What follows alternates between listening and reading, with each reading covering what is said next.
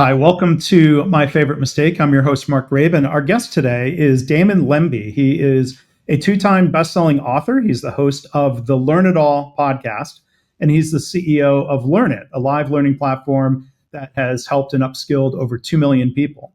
So drawing on his prior baseball career, Damon brings an athlete's perspective to leadership, which I always enjoy hearing about.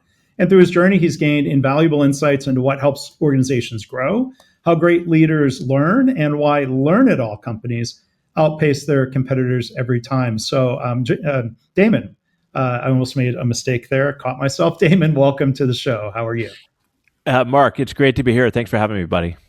Yeah, it's great to have you here. And we think of Learn It All just real quickly before we get into the first question here. I mean, I love that phrase as opposed to being what, a know-it-all leader Exactly. or a know-it-all company, right? Exactly, right? I mean, a know-it-all is somebody who comes to the game. They have it all figured out. They have all the answers. They're not open to what anybody else has to say.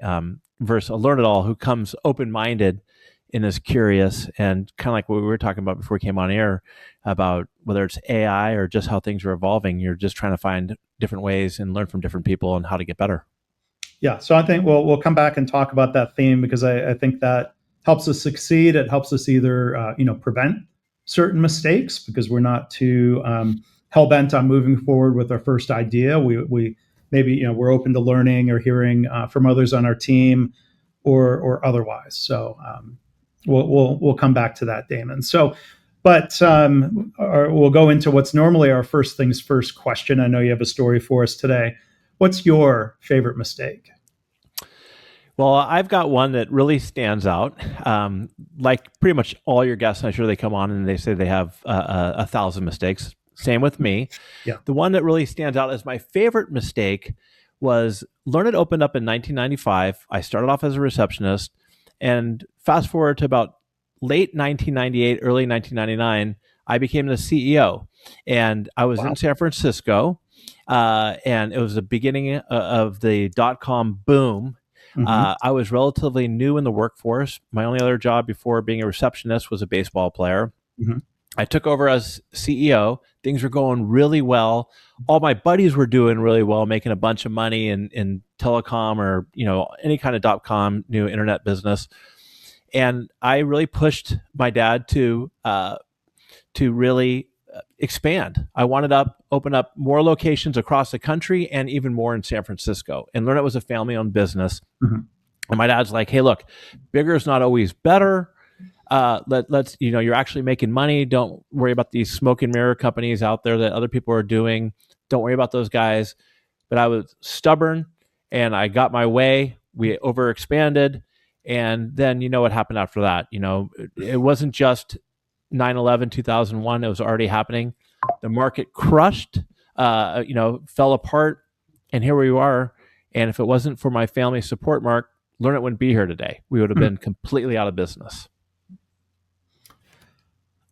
So I appreciate you sharing the story, and I think there's a lot we can unpack there, Damon. So that wrinkle of it being a family business. So tell us a little bit more about how you got to that point.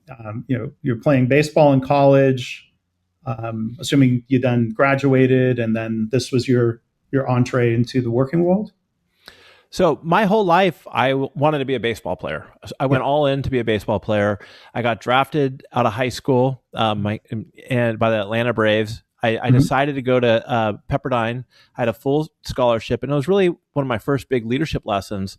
Is I went to Pepperdine over playing in the minor leagues because the vision that our coach had, Andy Lopez, Hall of Fame coach, who won the World Series twice. Yeah.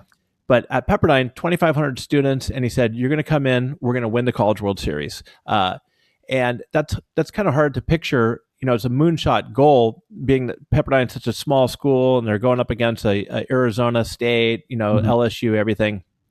But I bought into it. I ended up getting hurt. I left. The year I left, they won the College World Series. So that's the moonshot goals can come true. Go to Arizona State, played there. Glory days, hit a home run in the World Series. Oh, wow. I was getting ready to be drafted again for my third time, which is very common. I didn't get drafted. So here I am at 22 years old. I don't know what I was going to do next. Never had a job. and I wasn't sure if my skills were transferable. And but I was very fortunate. I came from a family that had a big real estate company, a savings and loan, even a Chinese restaurant, and but I was too intimidated to go into the real estate business. So my dad was starting this computer training company called Learn It, Yeah. and he was doing what a lot of great entrepreneurs do, solving his own problem. This is, pretty much beginning of the internet, and he wanted to digitize our family's portfolio. He went and took a class somewhere. It was terrible. He said, there's got to be a better way to do this. He hired the CFO of our savings and loan. That's where Learn It started. I started at the front desk because I wanted to prove, first of all, that I could add value, and two, I didn't want to think everybody put their, Walt Lembi's son at the big position. So I started off as a receptionist. I learned a lot, learned how to use computers. I taught classes. I did sales. And then, like I mentioned before, about 3.5, 4 years into it, that the gentleman wasn't working out. My dad and the board were trying to find somebody else. I threw my hat in the ring. I said, hey, I've taught classes. I've helped out with IT. I've closed the biggest deal at the time, which was a Gap Corporate, which is a great story in itself. Yeah. Give me a shot. Put me in as CEO. About a year into it, I said, I must be brilliant. All you need is fax paper for people to sign contracts. This is so easy. 26, 27 years old. And that's what led to this whole story I talked about, over expanding. Yeah. Yeah. During tech booms, I've heard people use the phrase of they looking back, we were order takers. Mm-hmm. That we just had to be there with the fax machine or the website or the phone calls. And if you had a hot product, a hot technology, a hot service, and then sometimes, people learn. I mean, I've seen, for example, like the first startup I worked in, this was in the 2000, 2004 timeframe, people that were very high achieving salespeople in really big name companies struggled when they came into a startup because nobody knew who the company was. Like the starting point to even get someone to start a sales conversation was so much more involved than being an order taker. And maybe there's a parallel. I know I maybe got a little sidetracked there, but having a moonshot at Pepperdine, and I don't know if somebody ever moved from, let's say, an Arizona State and goes to a smaller school, that success may or may not translate. Like my other reference point here is, Northwestern University football. That's my alma mater. Didn't play, was in the marching band. But, Northwestern in 1992 brought in a new head football coach who famously said, and in front of everyone at a basketball game, we're going to take the purple to Pasadena, which was a pretty audacious, a big, hairy, audacious purple goal. So anyway, I'm rambling there, but I'm curious your thoughts on, it's just kind of like translating, skills from leadership skills from one high achieving section to maybe a newer environment. Well, one, I think it's cool that you were in the marching band. I don't know a lot of people in the marching band, and I think I remember. Didn't you marry somebody from Arizona State? My wife is an alum. Yes. There you go. Okay. Yeah. So, and there's a couple things in there. So one, you're talking about the going from an enterprise company to going to a startup and people don't know you. And that was what happened at the Gap with the Gap story is when Learn It was first in business, nobody knew who we were. And we were competing against companies that were owned by IBM, was called Catapult at the time, Productivity Point, all these massive companies. And there's that old saying about IBM, that right. if you buy your printers from IBM, you're never going to get fired because it's IBM. Everybody knows it. Right. But if you stick your neck out with a new company and things don't go well, then you can risk losing your job or you get in trouble. And that's what it was at Learn It. Mm-hmm. And so winning that deal at the Gap really put us on the map. Once we said, hey, we do corporate training for the Gap, and had them as a reference, it really opened the floodgates. So that was great. Now, as far as being order takers, that's exactly what a lot of that time was like. And the skills that I learned going from baseball into the business world, I like to call an athletic education. Mm-hmm. I didn't realize it at the time. And I talked to a lot of young athletes. I wrote a book called The Learn It All Leader. And I talk about, how those skills are transferable. And also, Mark, that your identity isn't tied into what your job is at that particular time. And for me at that time, it was baseball. My identity is really who I am, whether it's a hard worker, somebody with integrity and curious. But it was hard to see at the time. And that was been one of my greatest experiences, is being able to take what I learned in baseball: discipline, resilience, collaboration, being able to receive feedback, all the stuff you do in sports, and translate that into a career in the learning world, which, by the way, I was never a very good student, never even really paid attention. And only until I got into Learn It did I really enjoy learning and growing and developing. So it's it's never linear, but it's been a fun journey. Yeah. Did you have any regret about not pursuing the minor league baseball path? That's a great question. And I would say probably. And the reason why I say probably is I'm happy with the decision I made. I remember like it was yesterday, sitting down at 17 years old with my parents and this famous scout from the Atlanta Braves named Bill Serena. And he gave me a written contract for about $100,000 in 1990, which is a lot of money back then, and still a lot of money. Yeah. And I turned it down. Partially, I was a little intimidated to go in the minor leagues. I would have played with Chipper Jones on the rookie ball team. And my parents were really cool. They said, "Look, this is your life. This is your decision. We'll support you anyway." I went the college route because of, like I said about Andy Lopez, and also I felt like I needed more maturity. But I do kind of regret not. I always thought I would get another chance.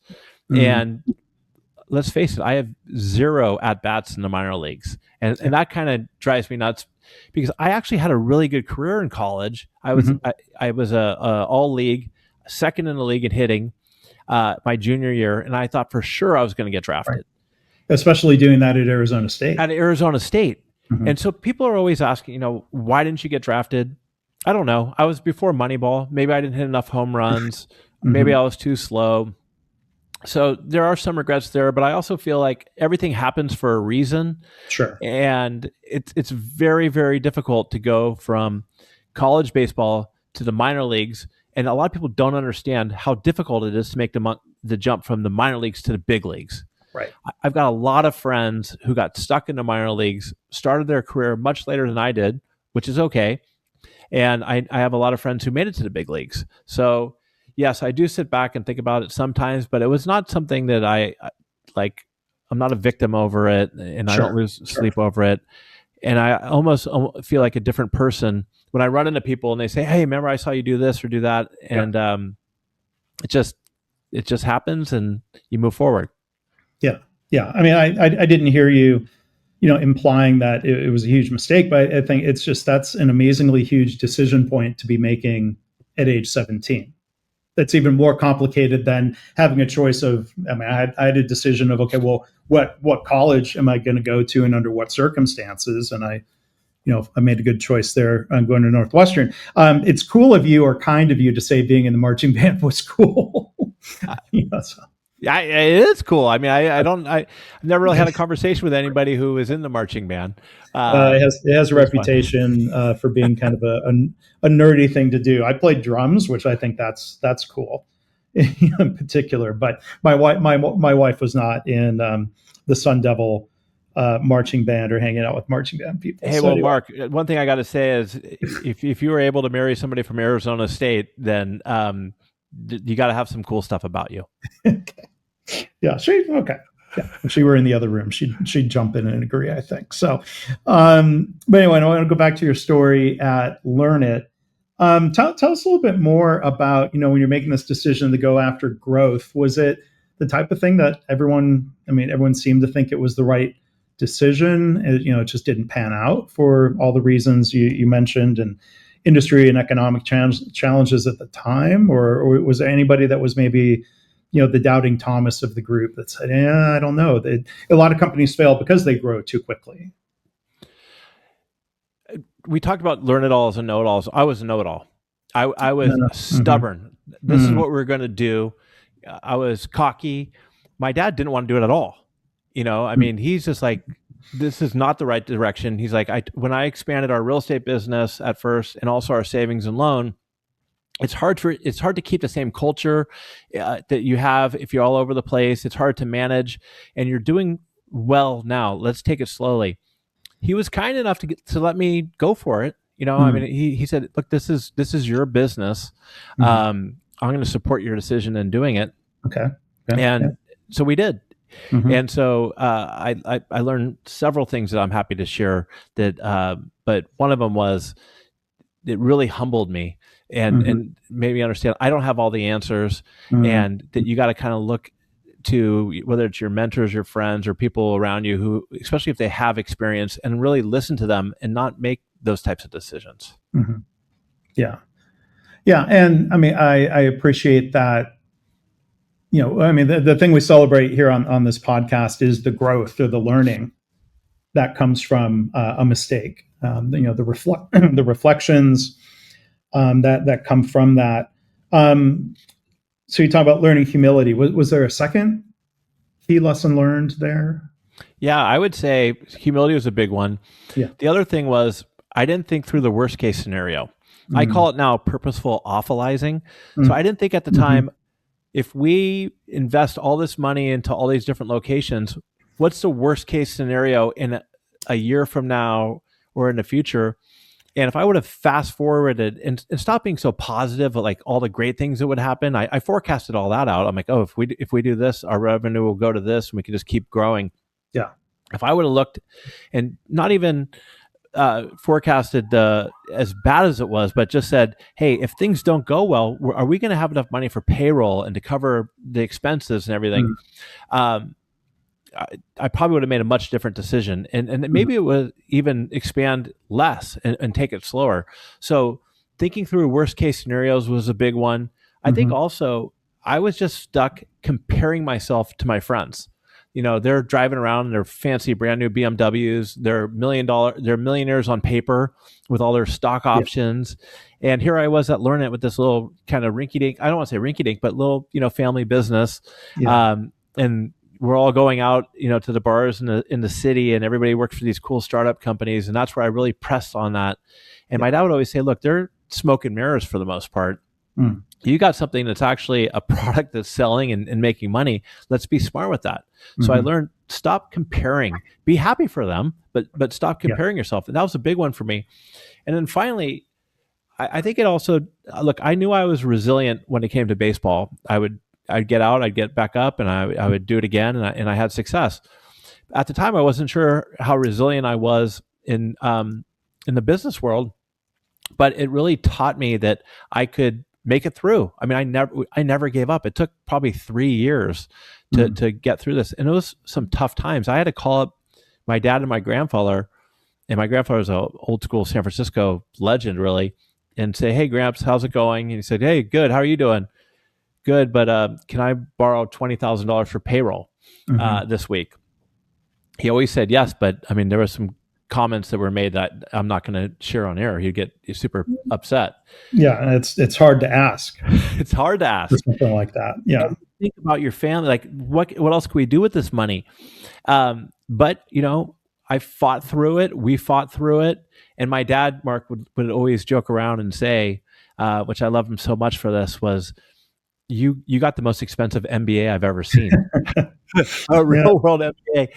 And I feel like your show it's so true. I took those lessons that I learned, and then when this happened again in 2009 with the great recession, I no longer had my family backing financially to support it because of our own troubles around the mortgage business and real estate. But I was able to make it through. Learn It was able to make it through then by not doing what we did before and actually being proactive in addressing it. Yeah. And beyond the company's survival and recovery, and I mean, it's so cool to hear that the CEO of a company called Learn It is now a Learn It All. What are some ways you would describe your leadership style being different in recent years with that humility, not being so sure that you have the answers? I would say it's a continuous journey, and you're always kind of learning and growing and evolving. And it really took me until probably 3 years ago, or maybe let's say around COVID, really around COVID, to be better at delegating and giving up some control. So I've always done a really good job, I believe, in surrounding myself with great talent, and hiring great people.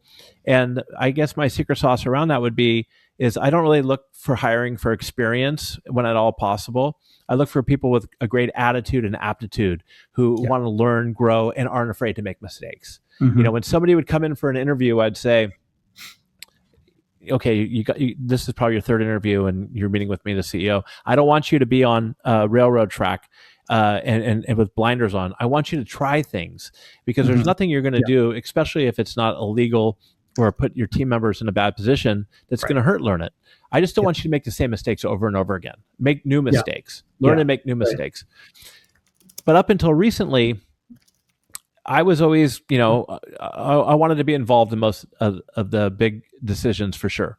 I finally stepped back. I realized I was being the bottleneck in this, and I have people on my team who logistically, operationally, and even in marketing know better than I do and have better strengths.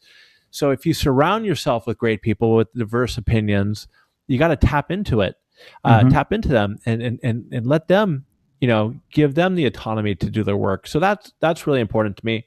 I also think one thing I've always done a pretty good job on is being vulnerable but confident. So transparent, like we'll have our quarterly meetings, and if we have a bad quarter, I'll share the numbers of what we have, and I want to be honest with them, but I'll always follow it up with like, we'll figure this out. I'm gonna work with you, and we'll come up with an answer, and we'll be successful. Because as important it is to be vulnerable, you also don't want to follow a leader who doesn't have, who's crying in a puddle. They want people that they know can figure out how to get it done. So I think that's one thing that I've learned to do well, to be transparent over time, and also just be there for our team, have their backs, and give them credit when things go well. I had a coach, not Anthony Lopez. I played for 3 Hall of Fame coaches, and I also played for a coach who won Manager of the Year in the big leagues. Doesn't matter who it is, but when I played for this gentleman, if things went well, he'd take all the credit.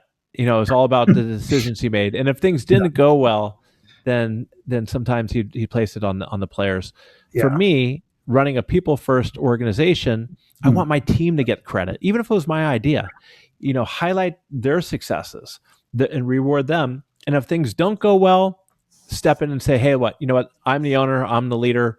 This is on me, and support them. Yeah. There's so many great lessons there. I mean, I always think it's a bad look, especially when you see a college coach in that press conference after a loss who says, basically, the strategy was sound. The players just failed to execute. Oh, yeah. I hate hearing that. Like, yes, there might be some truth that somebody overthrew an open receiver or somebody dropped an easy touchdown pass, but I think the best coaches say, hey, the buck stops here. I didn't prepare the team well enough. And some of that's just, cliche coach speak. But I'd rather hear that publicly than, the subtle or sometimes very direct blaming of the team. And I don't think that's a good look in business. It's usually not in a press conference in front of a lot of people, but yeah. I mean, what I think a great coach should say in that situation is, hey, look, he overthrew that receiver or that guy struck out. But you know what? There were several things that led up to that. So that wasn't the defining moment of the game. There's other areas we could, take some of the blame off that person and maybe even put it back on yourself. Like, there's some other decisions we could have made earlier on. I could have run different plays. I could have had a different, lineup change. But no, it doesn't. I mean, I just remember sitting there listening to him say, if you're fourth up hitter strikes out twice with guys on in less than 2 minutes out, how do you expect to win? And I was the fourth up hitter. So, yeah. A couple of the things you talked about, Damon, I want to follow up on or just, reemphasize. I think there's a theme around finding balance. So like 2 things, I think to go back to is, I think it's helpful to think through, well, what's the worst that could happen in a situation? Because sometimes the worst that could happen isn't as bad as we fear, or it could be, something critical, like, well, this a mistake around this new product launch could bankrupt the company. I think, it's worth thinking through scenarios like that. But I love your phrase about purposeful, or maybe we could say intentional awfulizing, because I don't think I'm clocky. I think I have a bad habit of awfulizing things on a more regular basis. So I need to try to find the balance of not being too Overly worried negative. about. Yeah. I'm sorry, Of not being overly negative. not being overly negative, or not letting the fear of something that's unlikely to happen hold me back. So that's something I try to coach myself on. Well, that's very important. I mean, I had a gentleman on my show, Derek Sloan, who's a mental therapist, and he says we have 60 to 80,000 thoughts a day, and 80% of those thoughts are negative, and most of them never happen. Yeah. And when they do happen, the majority of their time, they're never as bad as you think they are, as far as what happens. So it is tough. I mean, you got to find a happy medium. You don't want to be this person who's always super positive all the time, because that's not healthy either. Sure. But you can't always look at the glass as half empty. You have to be somewhere in the middle. And I think what's good about, Mark, what you're saying is you've learned to at least be self-aware enough, knowing that that's who you are and that's what you think sometimes. And so how do you overcome that? Be intentional. Yeah. And then the second thing to go back to is, I love your phrase, vulnerable but confident. I sometimes, I think, describe the same thing as confident humility, where I think there's strength. Yeah, I think, a lot of humility comes from strength, or, the way you describe vulnerability doesn't mean crying or oversharing, or I think sometimes people think vulnerable means being weak, where I think vulnerable or being humble includes saying things like, I might be wrong about this, so let's go find something, let's go learn more. I've got an idea, but let's test it so that we can learn and iterate. Like I think a lot of that comes from a place of strength, where somebody's not afraid to ask for input, or to say, to within reason, to that balance point, like, I could be wrong, so I want to hear what the rest of you have to think. And it could turn out that you're right, and you decide to move forward and learn and adjust if needed. But I think there's great strength in somebody willing to either, or to be a little vulnerable, or just to show some humility. I don't think that's weakness at all. I also think that if you're vulnerable and you're always saying sorry, or you're crying or whatever, you're making it all about you.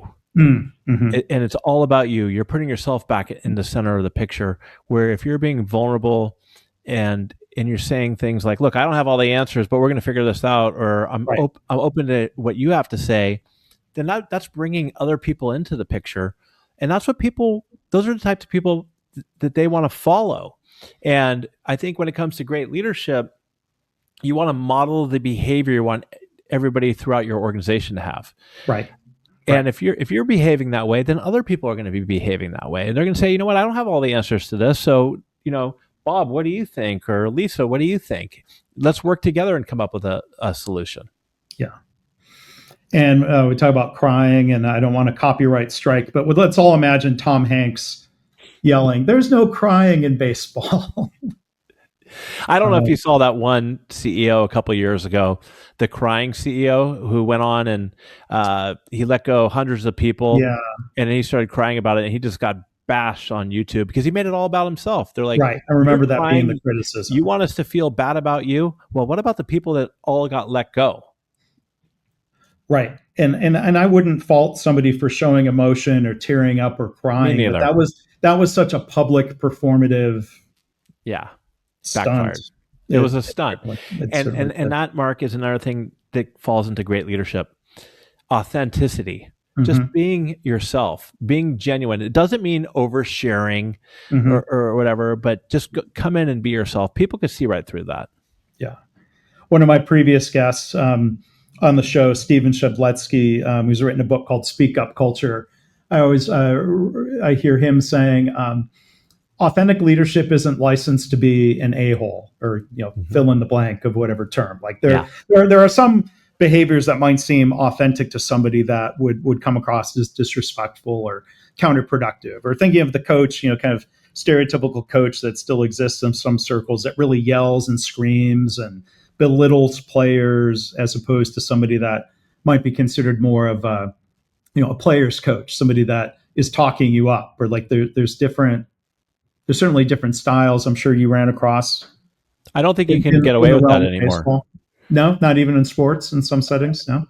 I mean, I experienced a lot of that, and to be honest, I actually appreciated it now looking back, because I think it made me stronger. I was able to gain thick skin more often, or sooner. But I don't even think in sports. Well, I know because I talk to some of these coaches, and you just can't get away with speaking that way, and rightfully so. I don't think that name calling and Right. verbally abusing people is appropriate, and people are more likely to call you out on it these days, especially the younger individuals. So I don't think it works in the workplace, and I don't think it works in the sports world either. I imagine now. I mean, like back when you transferred, maybe it was an injury year, but you lost your year of eligibility. Well, I had to go to junior college for 2 years. Okay. And so there was no NIL portal. Yeah, there's no just easy transfer, it's just school easy to school, and it was, and that was a very humbling moment. I went from being one of the top 50 players in the country going into college, on Baseball America, to getting hurt and deciding to leave Pepperdine. I wasn't told to leave Pepperdine, but I had to go to a junior college, which was a tremendous experience for me, for growing up. And for those of you out there who have children, and there's nothing wrong with going to junior college for a couple of years, get those degrees out of the way, and then going to a Berkeley or Northwestern or wherever you want to go. But now I'm not a big fan of the NIL and the transfer portal in that sense. I am NIL. I do think it's great that players make money, but you have an argument with a coach, you shouldn't just be able to pack up and leave and go someplace else. I mean, it gets silly after a while. But no, I had to go through, rebuild myself, get back up to Arizona State, and put my pride aside and go for it. Mm-hmm. And so one other question, Damon, I wanted to ask about resilience. You brought up Moneyball, so I was about to the one classic thing about baseball and failing is about batting average and being out 7 times out of 10 you go to the Hall of Fame. Now we might say even the best players only get on base 40% of the time. But there's a lot of failure in baseball, small failures, swing and miss, big failure.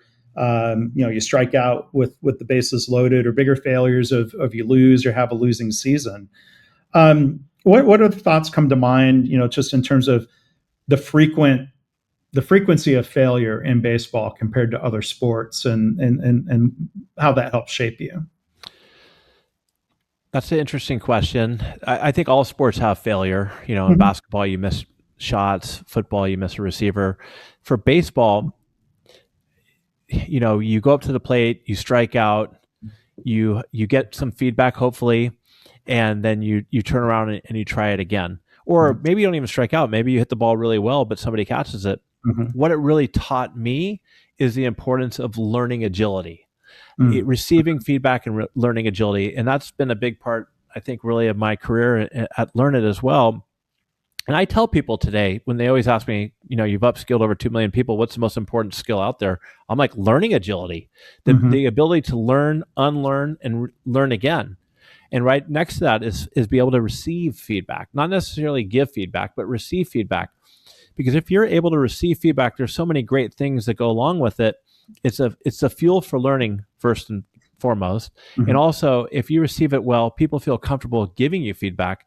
So going back to answering your original question about failure in baseball compared to other sports, I think they all have their own level of failure. And it's just something, it's also, what is failure? I mean, if you hit a line drive or you strike out, if you're able to learn something, I only look at something as failure in the business world or in sports if you don't learn something and you just quit. and you don't try to get better. But if you're able to get better even a little bit, hey, I've had times where Russ Ortiz, who played for the Giants, I faced him at Oklahoma when he played at Oklahoma. Another glory day moment. He struck me out on a slider in the dirt. Next time I came up, I laid off that slider in the dirt. He threw me a fastball in, and I hit it into the trees over right field. Now he made it to the big leagues. I didn't, but that was an example of learning from a past failure. And you also have to leave it behind, and that goes for work too. If you go from a meeting and it's a bad meeting, well, you have to leave that behind because you need the next conversation you have to give those people your full attention, and you can't let that past, failure, so to speak, carry with you for the rest of the day, for the rest of the product launch, for whatever it is. Yeah. Yeah. And I think there's also the connection between, failures and mistakes. Like to me, those are not synonyms. A failure might be caused by a mistake. Think of, in baseball, you're talking about a scenario where, you recognize the pitch as a curveball, you barreled it up, you hit it really hard, but right at somebody. Like you didn't make a mistake. You failed, right? The outcome was not good. So there's maybe less to learn from that. Or, I was watching some random baseball highlights this morning over a cup of coffee. So if you remember playing in the major leagues when you were in college, I was a Detroit Tigers fan. Cecil Fielder. Of course. Really big guy, first baseman, power hitter. His son was a great player too. Well, so then, yes, Prince Fielder. And then what was in the news, Cecil's grandson, Prince's son, Jaden Fielder, made his minor league baseball debut in one of the Arizona leagues. Okay.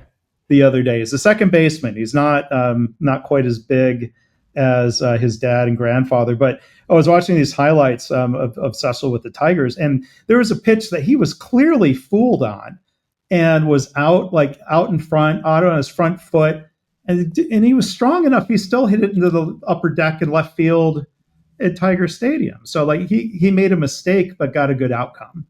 And he also adjusted. Yeah. You think So So tell us a little bit about that. So how is an adjustment like that made at such fast speed? But I think one of the things that you said there too is the resulting. Sometimes you do things incorrectly and you have a great result. That doesn't necessarily mean you should continue doing that. Right. And you might still have something to learn. I mean, you could look at situations. I'm a big fan of Annie Duke and her work, Thinking in Bets. And she talks about, she uses the analogy of, drunk driving. Well, you might get the result you want and get home safe, but is that the right way to go? And the same thing goes in sports and in business. Let's say you're in sales and you run your sales process. Well, you might get some wins, but if you're not following the methodology you're supposed to be doing or having the types of conversations, you're going to get a couple wins here and there, but long term, it's not going to work out for you. So that's a great point. It just means, and then getting back to adjusting. Yeah, sometimes, Cecil Fielder was probably halfway through his swing, and he probably made a slight adjustment that you and I can't see, but that's what helped him hit the ball into the crowd. But I think we're making adjustments, but also not getting caught up in resulting is a huge thing that people need to keep in mind. Yeah, because you're right. In so many different scenarios, there's a mistake that's a bad decision that doesn't lead to a bad outcome. And in healthcare, things like this happen where, let's say, a surgeon before a procedure decides to skip the team timeout, and nothing bad happens. So then it kind of reinforces, unfortunately, that timeout isn't really necessary. It's optional, and nobody's overseeing that. And it results in what they call the normalization of deviance, which is like a very academic sounding term. I didn't know that one, but yeah. But then, it doesn't mean it's the right decision to skip the timeout, because that could be just as harmful or deadly like drunk driving decision could be. Yes, just as bad, even worse. I love that book. I can't remember what it's called, but the checklist book. The Checklist Manifesto. Checklist Manifesto, where the doctors would do just that. They would kind of skip it, or they were tired or whatever, and how that led to bad situations. And sometimes people just think, well, this is simple. We can skip this. it could have life impacting results if you're not paying attention. Yeah. So again, our guest today, Damon Lembi. He is a Learn It All leader. He is the host of the Learn It All podcast, appropriately enough. He's the CEO, as we've heard today, of Learn It, and you've been so for how many years now? Learn It's having our 30th anniversary in June of this year, and I've been CEO for 24 of those years, 25. Okay. I was trying to. It was seeming about like 25. I couldn't remember the exact year. Me neither. That you said. So there's some exciting milestones. I'm glad you and the company got past the mistake, and I appreciate everything you share about the learning and the growth. So I'm thankful for that. So there will be links in the show notes. Tell us a little bit before we wrap up, a little bit about the podcast. People who listen to podcasts often want to find a new podcast to listen to. Tell us about yours. Well, thanks for asking. I started doing it about a year and a half ago, and I absolutely love it. It's called the Learn It All podcast, and I've had the great fortune to bring on authors and leaders and ex-athletes and just kind of learn stories from them and have them give practical advice that you can hopefully turn around and implement yourself. Mm-hmm. And I've had everybody from Gary Ridge, who's an amazing leader, to Stephen Covey, Doug Conant, Dr. Jessica Kriegel. So, she's been a guest here. Yeah, she was awesome. So across the board, everybody learning from culture to startup founders to ex-athletes who've gone on in the business world. And it's just been an amazing opportunity for me. I'm a big reader, as you probably imagine, and getting to have authors come on and share their stories and leaders that I get to learn from. It's like it's about an hour of opportunity to learn from great people. Podcasting to learn. That's the one thing I've often described. People say, why do you do a podcast? I'm like, it's a great learning opportunity, great networking opportunity. So Damon, I'm glad we were able to meet. And thank you so much for being a guest here on My Favorite Mistake. Thanks, Mark. I've had a great time.